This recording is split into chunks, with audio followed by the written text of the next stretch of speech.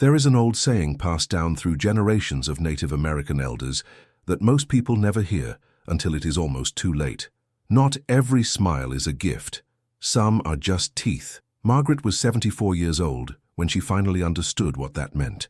She had spent her entire life being the kind of woman everyone could count on, the one who showed up first when someone was sick, the one who cooked for neighbors after a funeral, the one who lent money without asking for receipts, who opened her home without asking questions, who gave her time, her energy, her patience, quietly, consistently, without keeping score. For decades, people called her generous. They called her warm. They called her a blessing. But on a Tuesday morning in October, sitting alone at her kitchen table with a cup of cold coffee in front of her, Margaret stared out the window at the empty yard and asked herself something she had never dared to ask before. I spent my whole life trusting people and showing up for them. So why right now does it feel like no one is showing up for me? The house was quiet in a way that felt heavier than silence. Her daughter hadn't called in 3 weeks. A close friend she had trusted with a financial decision had disappeared after things went wrong. And a man she had started spending time with, someone who had seemed so kind, so attentive, so full of beautiful words, had slowly begun making her feel confused about her own judgment. She wasn't bitter. She was just tired, and maybe a little afraid that trusting people, something she had always considered one of her greatest strengths, had somehow become her greatest vulnerability. If you have ever felt something close to what Margaret felt that morning, then what this elder is about to share may be one of the most important things you hear this year. Because after 60, trust doesn't just involve your feelings anymore. It involves your peace, your safety, your energy, and sometimes the relationships you have spent a lifetime building. Today we are going to walk through 7 brutal truths about trust that Native American elders have understood for generations. Truths that most of us only discover after we've already paid a painful price for not knowing them. Before we continue, take a moment to check that you're already subscribed to the channel and write in the comments what state or country you're watching from. I always love knowing how far these stories and teachings travel. Long before there were books about psychology or self-help guides about relationships, there were elders, not teachers in the formal sense, not professors with degrees, but men and women who had lived long enough to watch patterns repeat themselves across generations. People who understood that the way a river bends tells you something about the land it has crossed, that the way an animal behaves before a storm tells you something about what's coming, and that the way a person behaves when they want something from you tells you everything about who they really are. Native American elders didn't just observe nature. They used nature as a mirror for human behavior. They believed that the same forces shaping the seasons, the rivers, the wolves, and the mountains were also shaping the hearts of people, and that if you learned to read one, you could begin to understand the other. Their wisdom wasn't complicated. It was patient. It was quiet. It came from watching, waiting, and listening more than talking, and perhaps the most important thing they understood about trust was this: it is not something you decide to give. It is something you observe being earned, slowly, consistently, over time. That distinction, simple as it sounds, changes everything. First truth. Beautiful words are not the same as character. There is a certain kind of person who enters your life after 60, speaking exactly the right language. They say the things you've longed to hear. They call you wise. They tell you that people don't appreciate you enough. They seem endlessly interested in your stories, your opinions, your past. They make you feel seen in a way that, honestly, you haven't felt in a long time. And that feeling, that warmth of being truly noticed, can be so powerful after years of being overlooked that it quietly disables your discernment. Margaret knew a woman like this. A neighbor who seemed to appear out of nowhere after Margaret's husband passed, always complimenting her home, her cooking, her stories, always available, always agreeable, always saying the exact right thing. It took Margaret almost 2 years to notice that the woman's kindness always seemed to arrive just before a request, a ride somewhere, a loan, a favor, help with something that somehow never got reciprocated. The elder would say this: words are the easiest thing a person can offer you. They cost nothing. They require no sacrifice. Anyone can speak them. What cannot be faked, at least not for long, is consistency. The way someone behaves when you need something instead of them. The way they treat you on an ordinary Tuesday with nothing to gain. The way they act when you disappoint them or when you say no. That is where character lives, not in beautiful words, but in ordinary moments when no one is performing for anyone. After 60, Give your trust to what you observe, not to what you hear. Second truth, not every friendly person has friendly intentions. One of the hardest lessons for kind-hearted people to learn is that warmth and trustworthiness are not the same thing. Some of the most dangerous people in an older person's life are genuinely pleasant to be around. They are funny, they are charming, they make you laugh. They remember small details about you and bring them up in conversation, which makes you feel cherished and remembered. But there is a difference between someone who is warm, because that is simply who they are, and someone who is warm, because warmth is the tool they use to get close to people they want something from. The elder would remind you of the difference between the sun and a fire. Both give light, both give warmth, but one nourishes everything around it without asking for anything in return.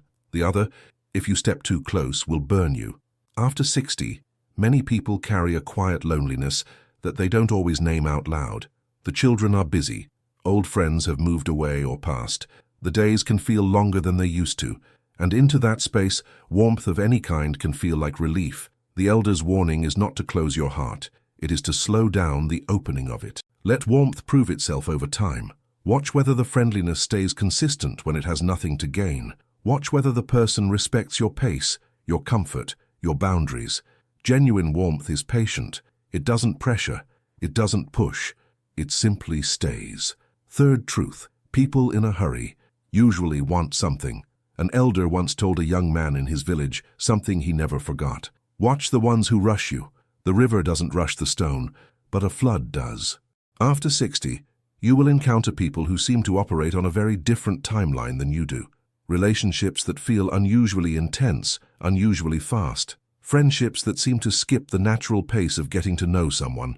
Romantic connections that move from first conversation to deep emotional declarations in a matter of weeks. Financial opportunities that require a quick decision.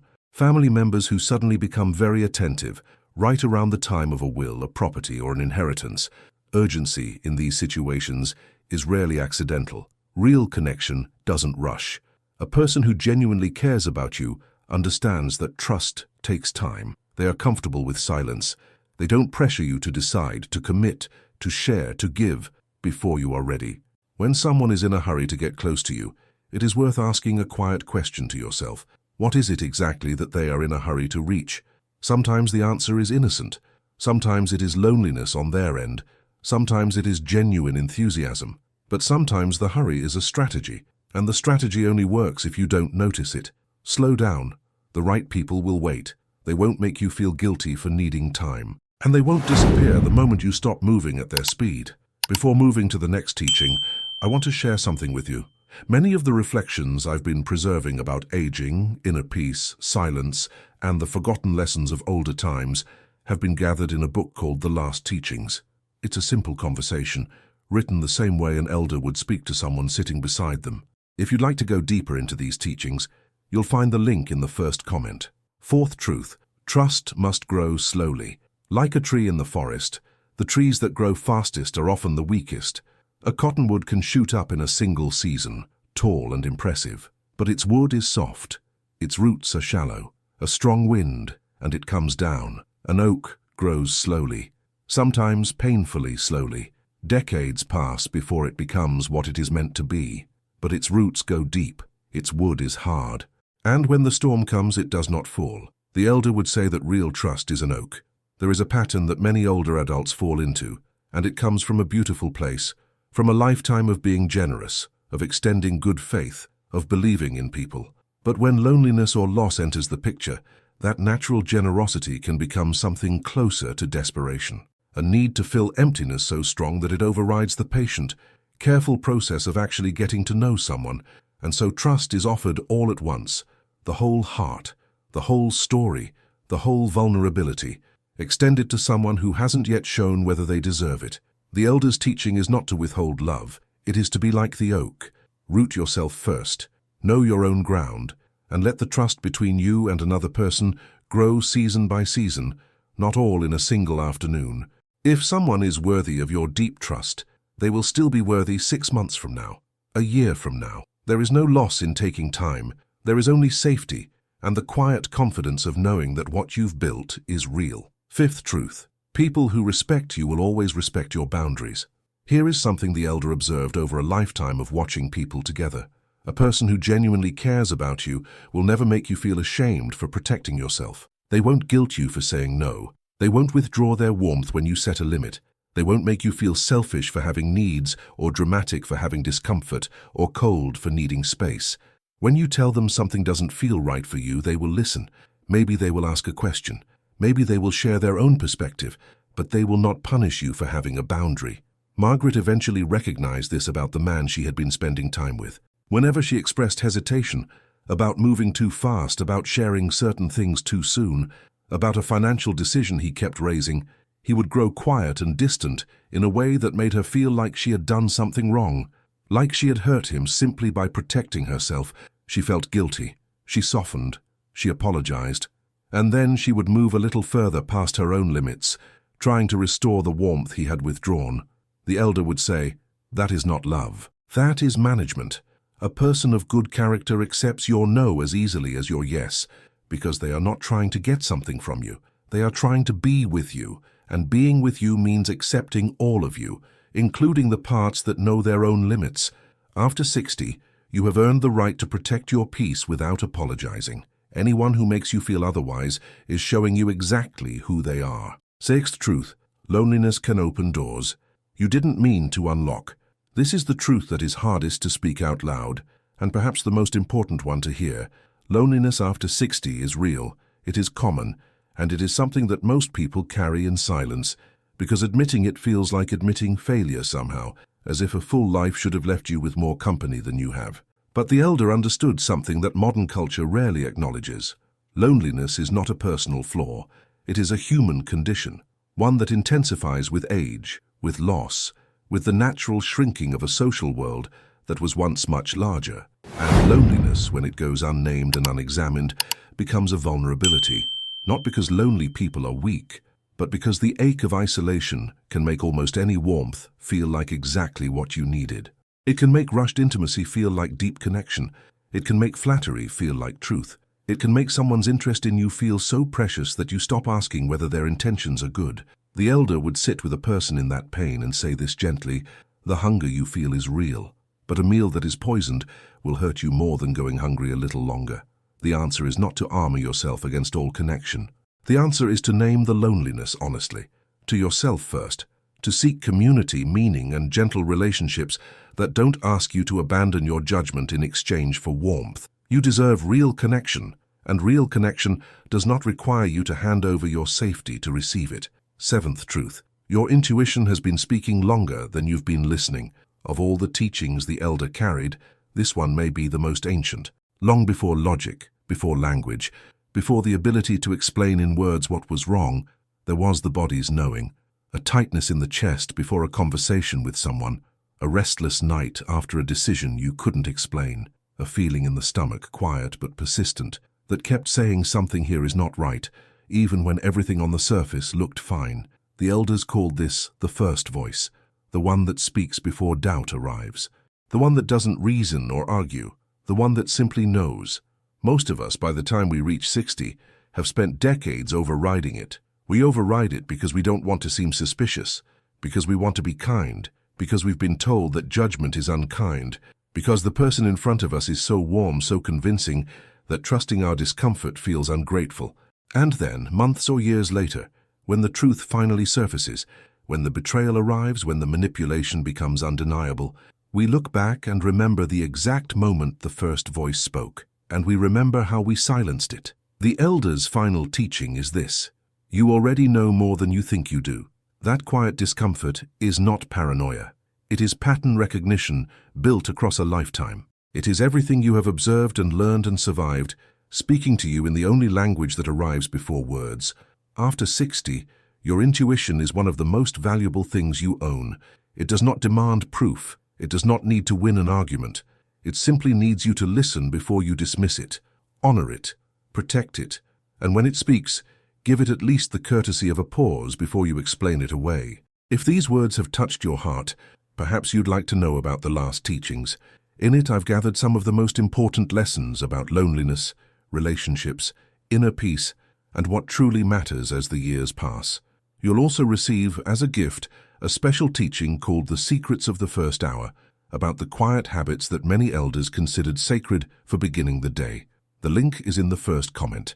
Let us walk back through what the elder shared today. He reminded us that beautiful words are easy to give and easy to receive, but character only reveals itself in ordinary, unguarded moments. He told us that warmth and trustworthiness are not the same, and that genuine kindness does not come with invisible strings attached. He warned us about urgency, that people who rush towards something rarely stop to consider whether the pace is right for you. He invited us to build trust slowly, the way an oak builds itself, root by root, season by season, without apology for taking the time it takes. He told us that the people worth keeping in our lives are the ones who accept our limits with grace, who never make us feel guilty for protecting what is ours. He named the loneliness that so many carry in silence and reminded us that hunger, real and human as it is, must still be wise about what it accepts. And finally, he returned us to the oldest voice, the one inside us that has been watching and learning longer than we give it credit for. 7 truths, none of them easy, all of them in some way already known to the part of us that has been alive the longest. In many Native American traditions there is a tree. It stands at the edge of the village, older than anyone can remember. Its trunk is wide, its bark deeply grooved with the markings of time. Its roots disappear into the ground in every direction, reaching far beneath the surface in ways that no one can fully see. Storms have come for this tree, many of them. Some tore away branches, some brought lightning close, some left scars that are still visible in the wood if you know where to look. But the tree still stands, not because it was never wounded, but because its roots go deeper than any storm could reach. The elder would ask you to consider that tree when you look at your own life. You have lived through things that would have broken someone who wasn't rooted. You have lost people, rebuilt things, made mistakes, forgiven yourself, made peace with chapters you didn't choose.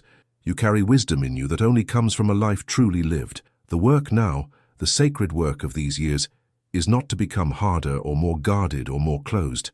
It is to become more rooted, to know yourself so well, and to trust that knowing so completely, that no storm and no charming stranger and no rush of loneliness can pull you out of the ground. The tree does not decide, in the middle of a storm, whether it wants to survive. It has already made that decision silently, in every slow year of growth before the storm arrived. So have you. Before this day ends, the elder leaves you with one quiet question, not to answer out loud, not to explain to anyone, just to carry with you gently and let it do whatever work it needs to do inside you. If you were to begin, from this day forward, trusting your own wisdom the way you have always trusted the wisdom of others, what would you do differently? What would you allow? What would you walk away from? Not with anger, but with the quiet confidence of someone who finally knows their own worth. You don't need to answer that today. But somewhere in the asking, if you listen carefully, you may find that the elder's oldest truth has been waiting there all along, patient and unhurried, exactly like everything that is truly worth trusting.